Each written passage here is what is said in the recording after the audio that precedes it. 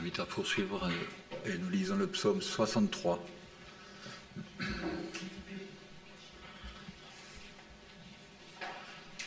Psaume 63.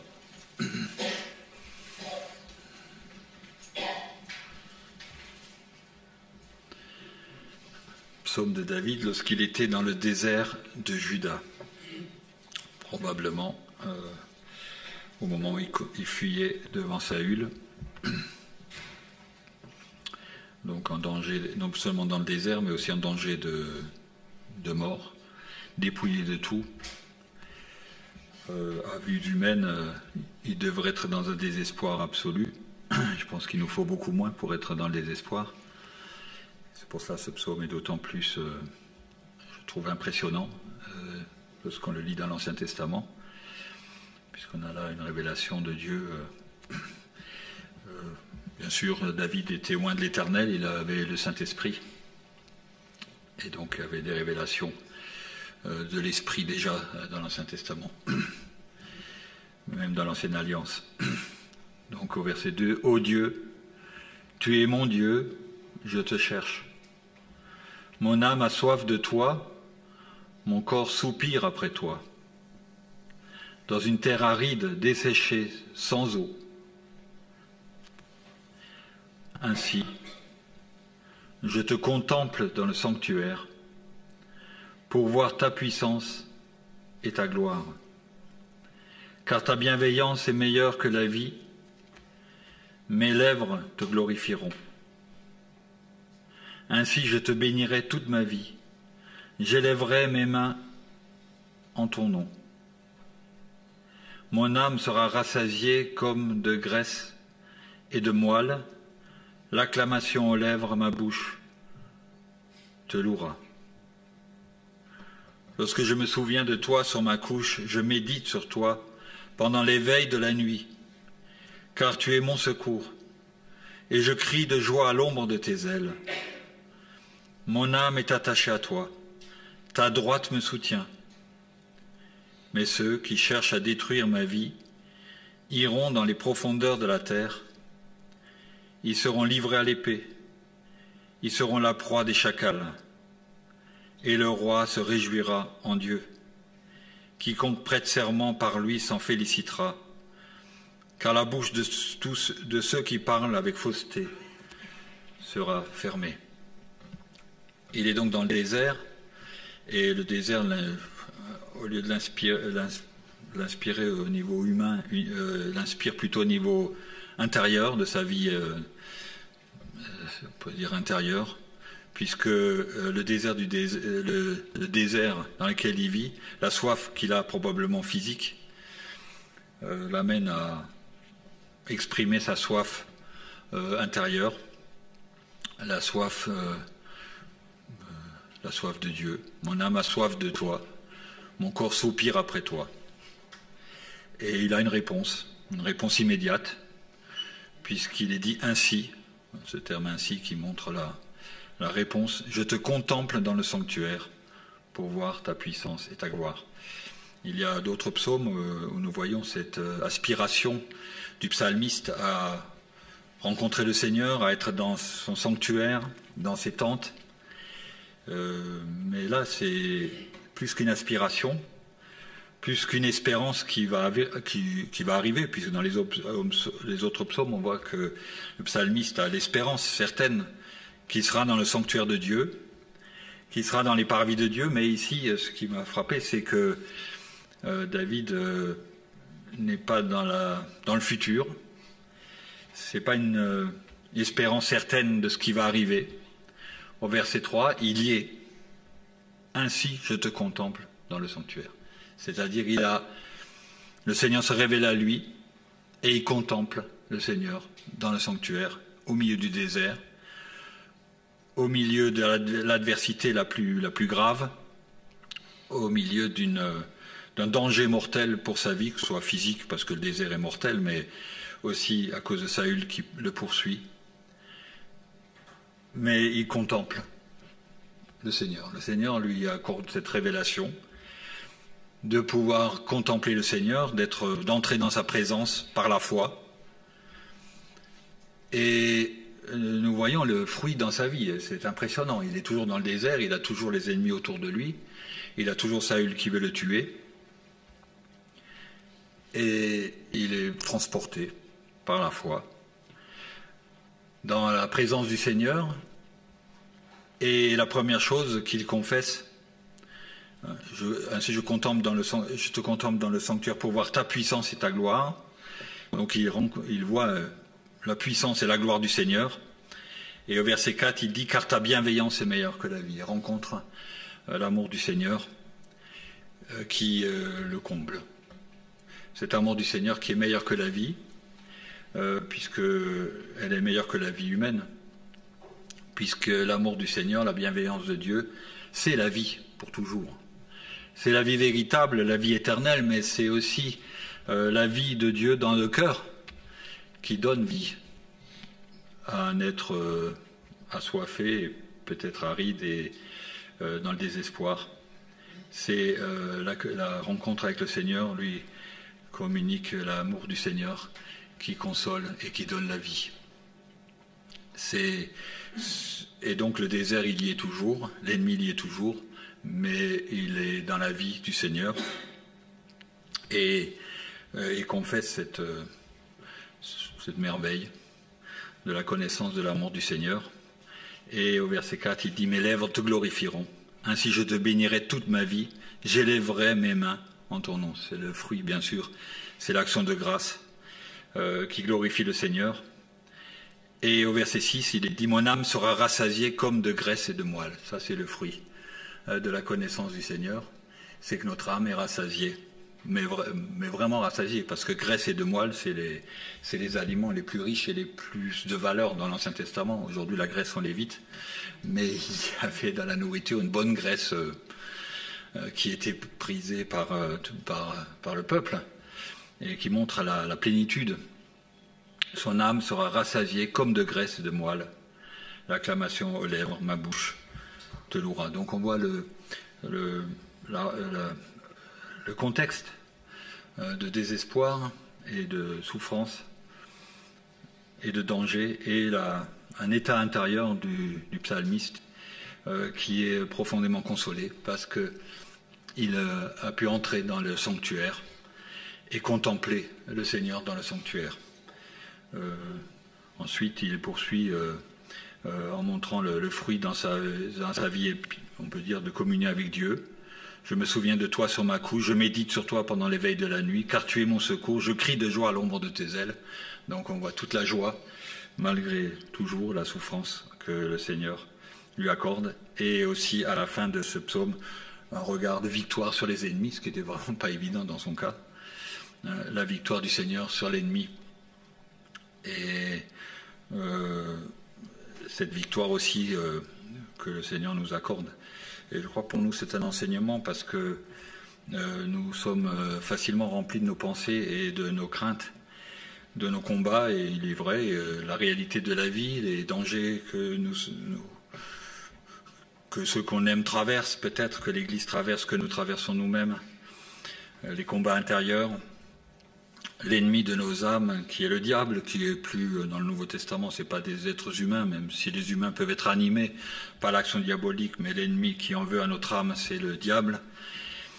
Et on peut être dans un regard souvent de sombre, d'accusation, de détresse, de tourment intérieur, complètement... on peut dire, renversé par les circonstances difficiles que nous vivons et qui restent difficiles. Celle de David reste difficile.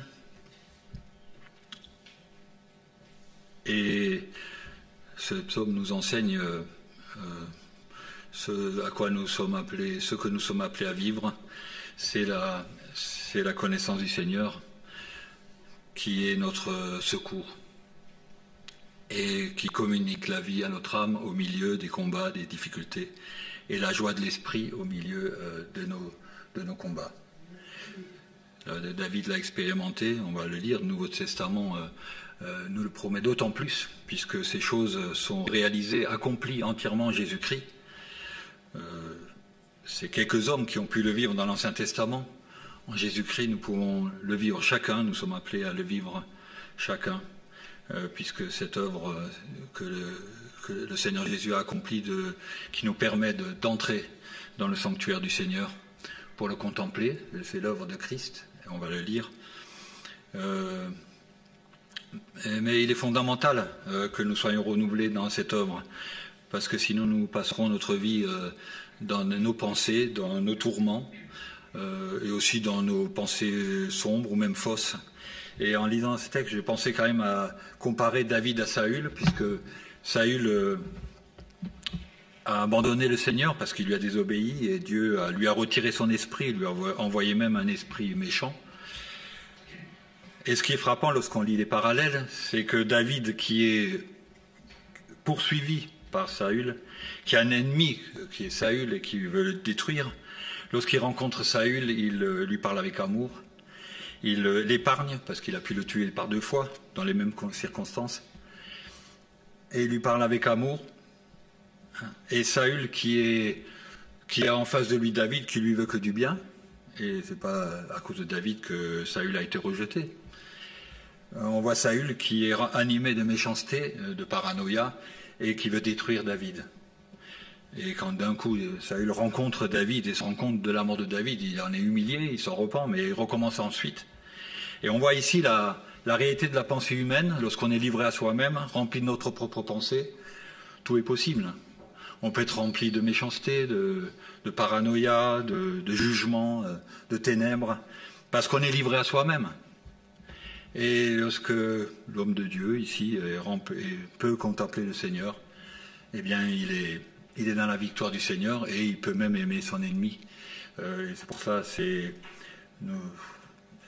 pense qu'il y a beaucoup de combats dans nos vies, beaucoup de pensées difficiles, beaucoup de mauvaises pensées, parce que nous sommes tout simplement livrés à nous-mêmes. Alors que l'enfant de Dieu est appelé à autre chose que cela. Le Seigneur ne nous a pas appelés pour que nous vivions sans le Seigneur, c'est-à-dire sans le connaître, sans le contempler, toujours comme avant d'être chrétiens, remplis de nos propres pensées, nos propres jugements, nos propres sentiments, ou notre propre orgueil, et avec des fruits difficiles, sombres, mauvais. Mais nous sommes bien invités à vivre ce que David ici expérimente, à expérimenter, puisque pour nous, cela est accompli en Jésus-Christ. Il y a, je pense à 2 exemples dans l'Ancien Testament, mais on ne va pas le lire. C'est l'histoire de Job, qui était aussi dans une situation extrêmement difficile, qui était juste, mais qui a connu l'épreuve par la volonté de Dieu. Satan a pu le toucher. Et nous voyons à quel point la pensée de Job l'a conduit dans des états pas possibles, dans une souffrance qu'on comprend. Et ce qui va le libérer, c'est lorsqu'il peut aussi pénétrer les sanctuaires de Dieu, parce que le Seigneur se révèle à lui, et il écoute, il reçoit la révélation du Seigneur, et il se repent de toutes ses pensées, et il contemple le Seigneur. Et c'est la délivrance. Il est toujours encore malade, il a toujours perdu ses enfants, mais c'est la délivrance parce qu'il rencontre le Seigneur. Et c'est pour ça, c'est bien à cela que nous sommes appelés, même s'il y a, je pense, un vrai combat pour le vivre, parce que c'est le combat de la foi, puisque c'est contempler l'invisible, la connaissance du Seigneur, ne pas être face à des choses tangibles, logiques, rationnelles, mais de tourner nos cœurs vers le Seigneur pour le connaître. Et pourtant, c'est dans ce combat de foi que nous sommes invités, afin de connaître le Seigneur, et lorsque la connaissance du Seigneur nous est accordée, eh bien nos vies, nos pensées changent, parce qu'elles sont inspirées par l'amour du Seigneur. Et c'est quelque chose de fondamental. Et il ne faut pas penser que c'est seulement le problème des autres. C'est le problème de tout être humain. Le problème de tout être humain, c'est lorsqu'on est livré à notre propre vie, à nous-mêmes, notre propre monde, nos propres ressentiments, nos propres pensées, mais aussi nos propres états d'âme. Eh bien, cela produit des fruits mauvais, de pensées sombres, de pensées orgueilleuses, ou de domination, ou de destruction. C'est la réalité humaine, c'est ce que nous sommes. Et il n'y a une seule victoire.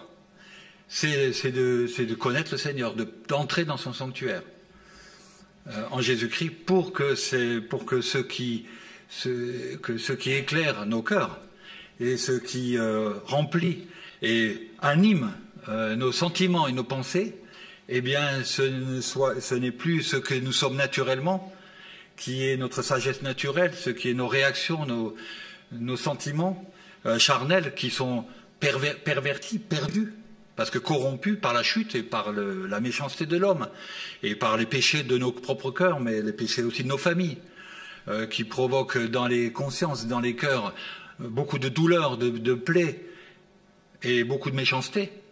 Et on peut naître sur terre en n'ayant rien fait et déjà être rempli de blessures et de souffrances. Parce que les plaies du cœur avec la méchanceté se transmettent de génération en génération. Et s'il n'y a pas la révélation de la connaissance du Seigneur et de son amour, eh bien nous sommes livrés à ces pensées-là. Et c'est pour ça qu'il y a des familles, moi je viens d'une famille, où il y avait une inimitié entre père et fils, de génération en génération, il n'y avait rien à y faire. Et cette inimitié, c'est la lumière du Seigneur et c'est l'amour du Seigneur qui délivre l'âme. Sinon, même si on ne veut pas, on est dans l'inimitié. Parce que les cœurs se blessent et la méchanceté se transmet.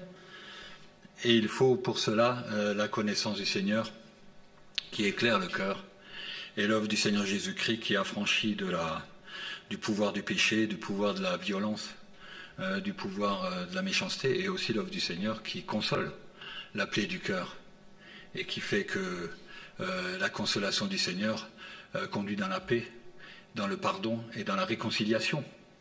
C'est l'œuvre du Seigneur, autrement il n'y a pas de chemin, il n'y a pas d'autre il n'y a pas de solution.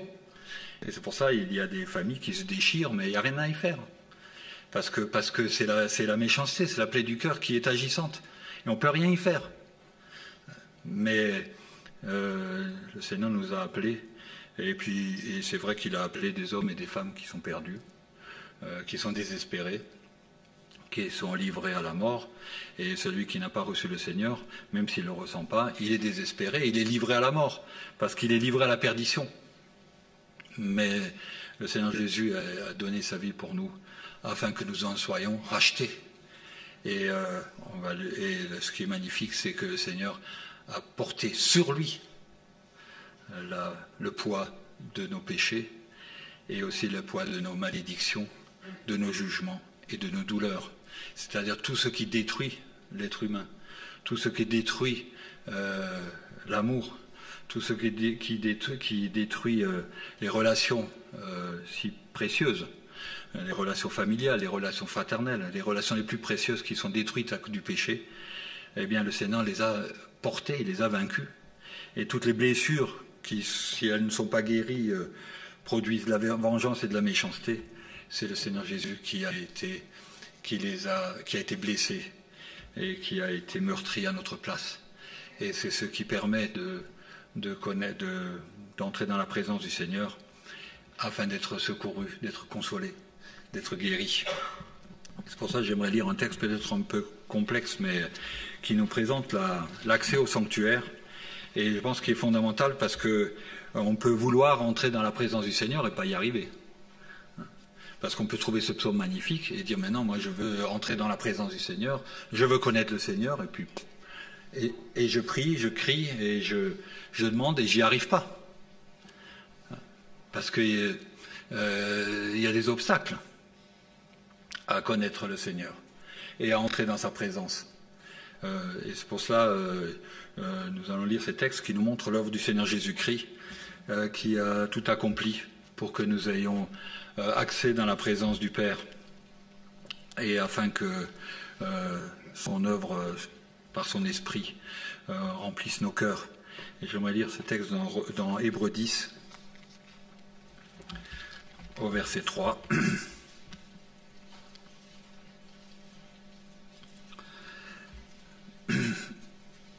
Donc celui qui écrit l'Épître aux Hébreux fait référence au sacrifice de l'Ancien Testament. Mais par ces sacrifices, on rappelle chaque année le souvenir des péchés. Car il est impossible que le sang des taureaux et des boucs ôte les péchés. C'est pourquoi en entrant dans le monde, le Christ dit, tu n'as voulu ni sacrifice ni offrande, mais tu m'as formé un corps. Tu n'as agréé ni holocauste ni sacrifice pour le péché. Alors j'ai dit, voici je viens. Dans le rouleau du livre, il est écrit à mon sujet pour faire, ô Dieu, ta volonté. Il dit d'abord, tu n'as voulu et tu n'as agréé ni sacrifice, ni offrande, ni holocauste, ni sacrifice pour le péché qui cependant sont offerts selon la loi. Donc on voit que dans la Nouvelle Alliance, Dieu rejette tout ce qui est sacrifice. C'est pour ça qu'on ne peut pas s'approcher du Seigneur en pensant qu'on va le mériter par des sacrifices, par des renoncements, par une amélioration de soi, par un bon comportement. Je vais être un bon chrétien pendant quelques jours et après je pourrai mieux m'approcher du Seigneur. On voit dans ce texte très clairement que Dieu, par la venue de Jésus-Christ, rejette tout sacrifice humain. Tout ce que l'homme peut apporter à Dieu pour s'approcher de lui est rejeté. Et cela met une fin pour toujours à l'homme qui veut s'approcher du Seigneur par ses moyens, par sa prière, par ses efforts, par une vie intérieure qui va essayer de développer, qui va plaire au Seigneur, donc il peut s'approcher de lui. Tout ce qui vient de l'être humain est rejeté par Dieu. Je pense que c'est ça qui fait que parfois en tant que chrétien, on a une difficulté pour s'approcher du Seigneur. On veut s'approcher et on n'arrive pas. On a besoin de sa consolation et on ne la reçoit pas. On a besoin de la connaissance, son amour, on ne le reçoit pas. Parce que c'est quelque chose de profondément en nous-mêmes, c'est viscéral, c'est génétique. L'être humain veut mériter. Et c'est pour ça, ne pas mériter, c'est insupportable. Et là, il dit clairement, c'est fini. L'homme ne peut plus mériter l'approche de Dieu, c'est fini. Parce que Jésus lui-même, et il dit à Jésus lui-même, il ne veut pas de sacrifice. Tu n'as voulu et tu n'as agréé ni sacrifice, ni offrande, ni holocauste, ni sacrifice pour le péché, qui cependant sont offerts selon la loi. Puis il dit, voici je viens pour faire ta volonté. Il abolit donc le premier culte, c'était le culte des sacrifices établi par Dieu, pour en établir un second, c'est le culte actuel. Et c'est en cette vertu de cette volonté que nous sommes sanctifiés, et quel est le culte nouveau? Par l'offrande du corps de Jésus une fois pour toutes. Le culte nouveau, c'est l'offrande de Jésus-Christ une fois pour toutes. Il n'y a aujourd'hui plus qu'un seul culte à Dieu, qui est agréé, c'est l'offrande de Jésus-Christ. Il n'y a plus aucun autre culte. Et c'est pour ça, on va le voir, c'est par Jésus-Christ que nous nous approchons de Dieu. Parce qu'en dehors de Jésus-Christ, il n'est pas possible de s'approcher de Dieu. Le seul moyen pour entrer dans le sanctuaire de Dieu, c'est par Jésus-Christ. Parce que le seul culte qui est agréé aujourd'hui, depuis que Jésus est venu, c'est l'offrande de son corps. Et il est dit, et l'offrande du corps de Jésus nous a sanctifiés. C'est l'offrande du corps de Christ qui nous a sanctifiés. Parce qu'on ne peut pas s'approcher de Dieu comme ça. Parce que nous sommes pécheurs, et nous resterons pécheurs jusqu'à la fin de nos jours. Donc il ne faut pas s'attendre en disant, il viendra peut-être un jour où j'aurai plus trop de péché, donc je pourrai m'approcher du Seigneur, ça ira. En attendant, j'y arrive pas bien, donc je vais essayer de me perfectionner, on verra. La parole dit, c'est Jésus qui nous a sanctifiés par l'offrande du corps de Jésus-Christ. Tout sacrificateur se tient à son poste chaque jour pour faire son service et offrir souvent les mêmes sacrifices qui ne peuvent jamais ôter les péchés. Mais lui, après avoir présenté un seul sacrifice pour le péché, s'est assis à perpétuité à la droite de Dieu, et il attend désormais que ses ennemis deviennent son marchepied. Car par une seule offrande, il a rendu parfait à perpétuité ceux qui sont sanctifiés. Le terme d'origine dit ceux qui sont sanctifiants, c'est-à-dire ceux qui marchent dans la sanctification. Il a rendu parfait à perpétuité par une seule offrande. C'est-à-dire l'offrande de Christ nous a rendus parfaits à perpétuité. C'est ce qui fait que pour celui qui croit en Jésus-Christ, il a accès auprès du Père, parce qu'il est rendu parfait. Et c'est pour ça que nous sommes invités, on va le lire, à nous approcher de Dieu, du sanctuaire, par la foi. C'est ce que le Saint-Esprit nous atteste également après avoir dit « Voici l'alliance que je traiterai avec eux. Après ces jours-là, dit le Seigneur, je mettrai mes lois dans leur cœur et je les écrirai dans leur intelligence. » Et il ajoute, je ne me souviendrai plus de leurs péchés, ni de leurs iniquités. Or là où il y a pardon des péchés, il n'y a plus d'offrande pour le péché. Ainsi donc, frères, nous avons l'assurance d'un libre accès au sanctuaire par le sang de Jésus. Ainsi donc, à cause de ça, à cause de l'offrande de Jésus-Christ, qui s'est offert une fois pour toutes pour nous, qui est un sacrifice agréé par Dieu pour toujours. Il est dit à cause de ce sacrifice, nous sommes rendus parfaits à perpétuité et nous avons accès auprès du Père, du sanctuaire, par le sang de Jésus. Et c'est pour ça il y a, pour celui qui a reçu Jésus-Christ, il y a une marche de foi qui plaît au Seigneur, qui est de recevoir ces choses et de les croire. Et on voit qu'en tant que chrétien, on est des désobéissants. Et il y a une désobéissance dans le Nouveau Testament qui n'est pas la désobéissance de la loi, parce qu'il n'est plus question de l'obéissance à la loi dans le Nouveau Testament. Il est question de l'obéissance de la foi. Et dans le Nouveau Testament, et il y a une désobéissance quant à cela. Parce que nous ne nous approchons pas du Seigneur, parce qu'on se dit, mais je suis encore trop de péché. J'ai encore trop de combats. Ma nature est corrompue. Donc je ne m'approche pas du Seigneur. Et je désobéis au Seigneur. Parce qu'il est dit clairement que Jésus-Christ a été l'offrande parfaite pour nous et nous a rendus parfaits à perpétuité. Et c'est à cause de l'offrande de Jésus-Christ que je suis justifié. Et c'est vrai pour ceux qui ont reçu Jésus-Christ par la foi et qui en acceptent la lumière de Dieu dans leur cœur. Parce qu'on ne peut pas recevoir Jésus-Christ sans accepter la lumière de Dieu et reconnaître ses péchés pour s'en repentir, bien sûr. Parce que Dieu est lumière et que celui qui dit qu'il connaît Dieu et n'accepte pas la lumière est un menteur. Parce que celui qui croit en Jésus-Christ, son cœur va être dévoilé devant le Seigneur, mais le sang de Jésus se purifie de tout péché. Donc quand j'ai reçu le Seigneur, je suis rendu parfait. Et à cause de cela, j'entre librement. Un libre accès au sanctuaire. J'entre librement par le sang de Jésus. Accès que Jésus a inauguré pour nous comme un chemin nouveau et vivant au travers du voile, c'est-à-dire de sa chair. J'ai un accès libre en Jésus-Christ dans la présence du Seigneur, mais je dois être en Jésus-Christ. Et c'est pour ça cette indication qui nous est donnée ici. Accès que Jésus a inauguré pour nous comme un chemin nouveau et vivant au travers du voile, c'est-à-dire de sa chair. On voit que Jésus, lorsqu'il est mort, à la croix, le voile du temple a été déchiré. Et le texte ici nous montre que c'est sa chair qui a été déchirée. C'est-à-dire le Seigneur, en mourant sur la croix et en ouvrant l'accès au sanctuaire, a crucifié la chair. Et la parole nous montre qu'en Jésus-Christ, nous avons été crucifiés avec lui, afin d'être vivants en lui. Et c'est pour ça qu'on ne peut pas s'approcher du Seigneur en nous-mêmes. Remplis de nous-mêmes, de notre orgueil, de notre justice, de nos jugements, de nos accusations, de notre volonté d'être. Quand je m'approche du Seigneur, quand je entre dans la présence du Seigneur par la foi en Jésus, j'accepte aussi que ce que je suis dans la chair est crucifié avec Christ. Parce que la chair est un obstacle. Le voile, ici, on le voit, le voile, c'est la chair, c'est-à-dire la nature humaine. Ce qui empêche l'homme de s'approcher de Dieu, c'est sa nature humaine. Parce que ce n'est pas seulement nos péchés offensent le Seigneur, nous empêchent de nous approcher de lui, mais notre nature humaine, que Dieu appelle aussi nature de péché, est aussi un obstacle. Mais c'est l'obstacle fondamental pour s'approcher de Dieu. Mais en Jésus-Christ, qui nous a rendus parfaits, en Jésus-Christ, notre nature est crucifiée. Et c'est pour ça qu'il nous a rendus parfaits. Il ne nous a pas seulement pardonné nos péchés, mais il a aussi crucifié notre nature. Et c'est pour ça, lorsque nous entrons dans la présence du Seigneur, nous entrons par le sang de Jésus, par le chemin nouveau qui est Christ, qui a crucifié sa chair, et notre chair en lui est crucifiée aussi. Et c'est pour ça qu'on ne peut pas entrer dans la présence du Seigneur et vivre dans la présence du Seigneur en étant rempli de nous-mêmes. Et je crois qu'il y a là l'obstacle souvent majeur des chrétiens, et qui les empêche d'entrer. Il y a l'incrédulité, le fait de ne pas recevoir et d'être dans la foi que le Seigneur Jésus a tout accompli et qui sont purs en lui, parce qu'il y a toujours des accusations, des pensées, des raisonnements.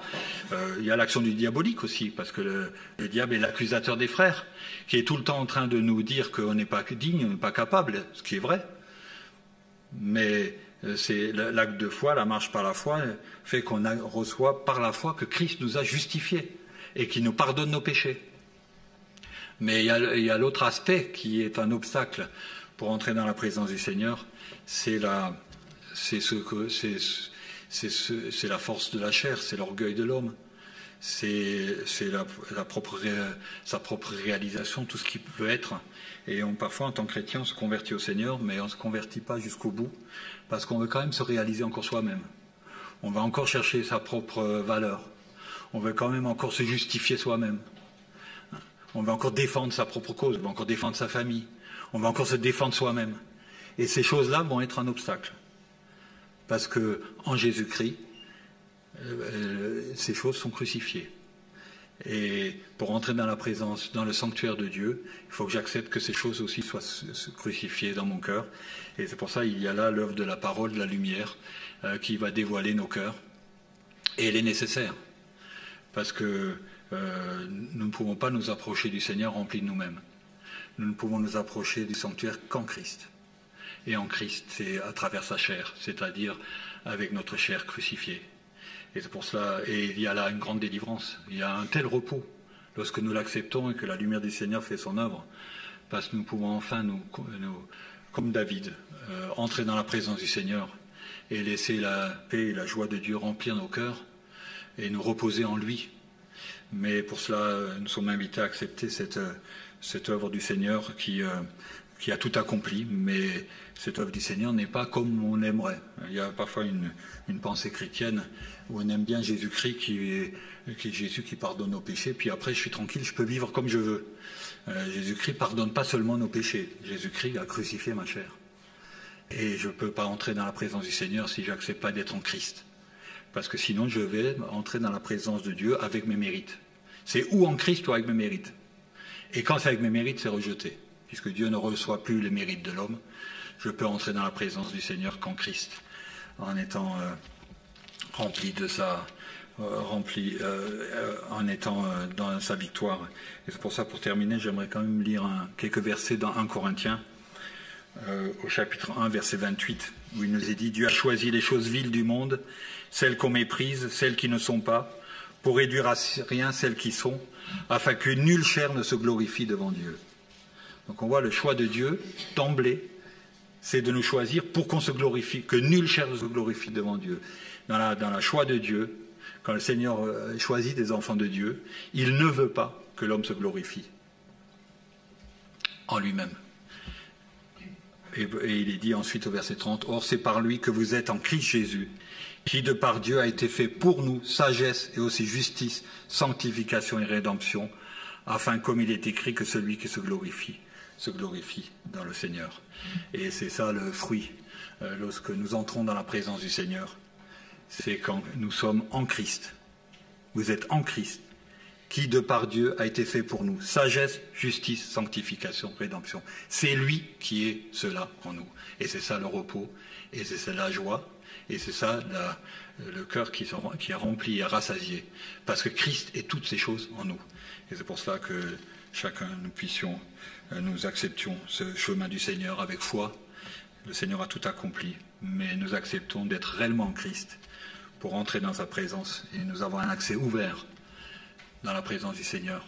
Et cet accès est ouvert. Et il n'est pas, il n'est pas réclamé comme si le Seigneur devait nous l'accorder. Il est accordé. Mais ce que j'ai besoin, c'est d'écouter le Seigneur pour être réellement en Christ. Et en acceptant réellement son œuvre, afin que cet accès me soit réellement accordé. Et il est en Jésus-Christ. Et nous y entrons par la foi. Je vous invite à terminer par la prière.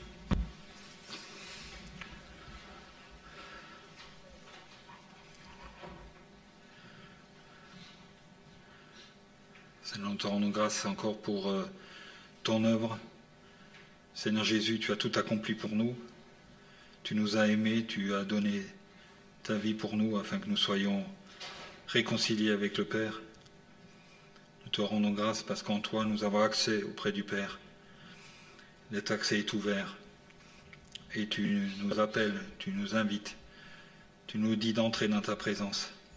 Et encore ce matin, nous entrons par la foi dans ta présence pour te célébrer, pour te rendre gloire, pour que tu renouvelles aussi dans nos cœurs ta présence et ta vie, ta consolation. Nous t'en bénissons. Amen.